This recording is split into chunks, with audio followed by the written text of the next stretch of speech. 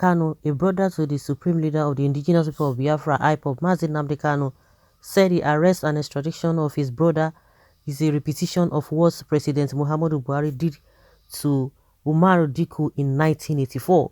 He described the action of the federal government as a pure case of kidnapping and a repeat of what happened in 1984 when the same president attempted abducting Umaru Dikko. According to The Nation, Emmanuel said the IPOB leader was abducted as the federal government did not follow due process before taking him away from Kenya. It was funny because when the news was broken to us, we had to ask a couple of questions which up till now nobody has provided answers, even the federal government has not. The question is, what has he done to be abducted from Kenya? Did he commit any crime in Kenya? Was there any crime against him in the UK?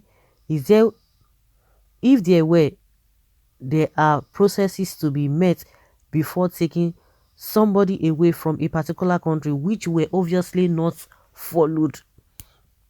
It is a pure case of kidnapping and a repeat of what happened in 1984 when the same president attempted abducting Umar Dikko. The question that we are asking is, what has Nnamdi done? Who arrested him? Because the Kenyan government has apparently denied arresting him. The IPOB leader Buhari kidnapped Nnamdi Kanu like he did to Umar Dikko in 1984. Brother appeared first on news. When I watched that documentary of that Dikko, in fact, I was just like the same Buhari, and unfortunately, it didn't work for them. A lot of people don't even know what really happened. The same way they did to this Nnamdi Kanu, that was how they did to Umar Dikko, and somebody was able to alert the government, and those all of the people who were involved in that incident, they were all jailed. And I don't know why. Of course, it's still repeating itself. All the atrocities that happened during Buhari's in 1984, it brought everything back. I don't know. I always say that when people get old, they begin to drop all of those characters, all those tactics that are not really worth emulating when they were involved. When they were involved in all of those things when they were young, they begin to drop them. But it's a reverse is the case in what we are seeing this day. Reverse is the case. Well, very interesting questions. If they cannot answer these questions, it means he was kidnapped by Nigerians in Kenya, especially those who must have accepted the 100 million offer by Nigerian government.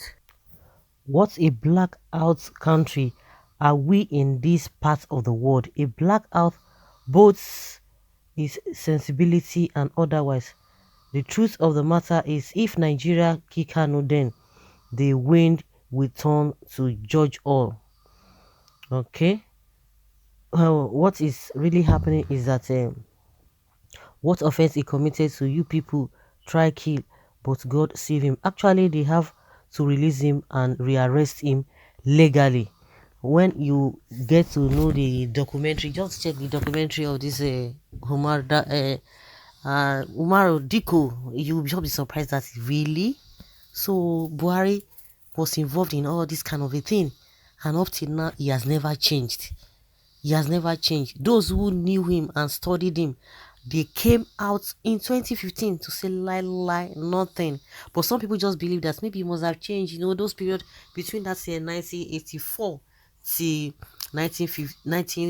to 2015, that a lot of waters must have passed through or passed under the bridge. And you know, they believe that people can change. You cannot continue to hold one view. And for the fact that they contested 12 years, 3 times.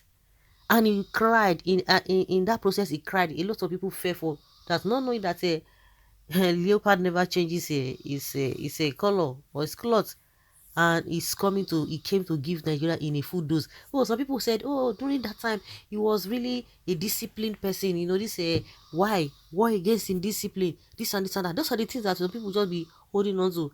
But it goes beyond that. But see what he has done, even in the security area, that people thought that because he's inclined as far as security is concerned, he even failed woefully. He failed woefully.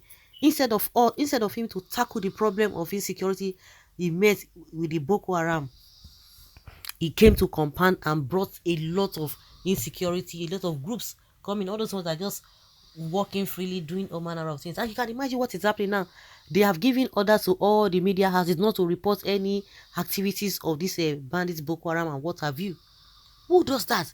So that kind of a thing will be happening and you not do it. But when they want to go and get Igboho, they will tell you that intelligence gathering, they got information, this and this and this and that. And now, so that by the time people begin to, or the media houses begin to relate or release all those criminal, terrorists, and bandits activities, it will scare the security people away. I don't understand. But if they want to go to all those Igbo who are not even ready, this government or the security agencies, they are always shining. They want to use people who do not even have their time.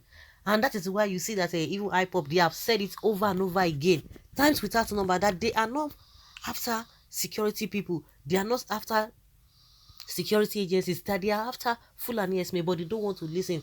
And very soon we are going to know the reason behind the attack in that southeast, the attack on government properties, and who the people who are behind all of those things. So of course some elders have come out to say government has hand in it.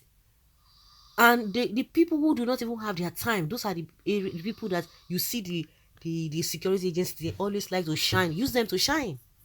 They will use them to shine.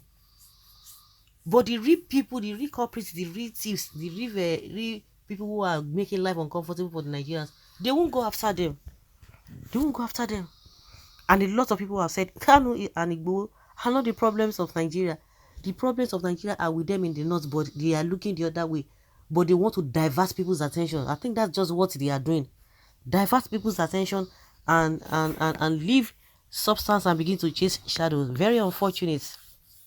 Of course, those who do not really understand, they will be telling you, Nnamdi Kanu is a fugitive. Nnamdi Kanu this and that. And there's another question they've not been able to answer. The day army went to his house, they have not denied it. But all they want the whole world to know, to hear, is that he jumped bail. Nobody wants to answer. Even the question that the brother is even asking, he did not even include another question, that why is it that up till now they've not been able to talk about the, what is it called? The Nigerian soldiers that invaded his house, and many people that were killed that day. They don't want to talk about it. But the only thing is that just be saying he jumped bail, he's a fugitive, this and this and that. Well, we are watching, we keep our finger crossed. So guys, leave your comment down there below and let's have your take on this. Thank you.